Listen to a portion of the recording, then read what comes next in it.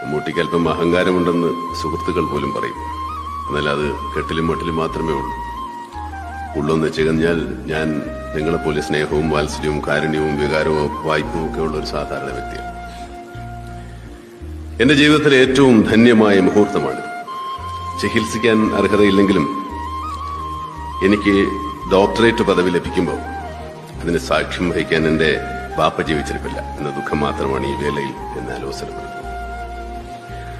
ഞാനൊരു ഡോക്ടറാവണമെന്ന് എന്റെ ബാപ്പ ആഗ്രഹിച്ചിരുന്നതാണ്. അതിനായി പ്രീ ഡിഗ്രിക്കാൻ എന്നെ കൊണ്ട് 2ാം ഗ്രൂപ്പ് എടുപ്പിക്കുകയും ചെയ്തു.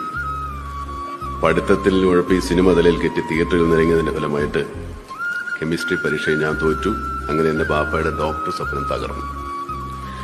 പതിറ്റാണ്ടുകൾ കഴിഞ്ഞെങ്കിലും എന്റെ അഭിനയത്തികവും കലാരംഗത്തെ നേട്ടങ്ങളും കണക്കിലെടുത്ത് എന്നെ വലുതാക്കിയ എന്റെ സർവകലാശാല എനിക്ക് ഡോക്ടറേറ്റ് നൽകുമ്പോൾ ആ ബഹുമതി എന്റെ ബാപ്പയുടെ സ്മരണയ്ക്ക് മുൻപാകെ ഞാൻ സമർപ്പിക്കുക.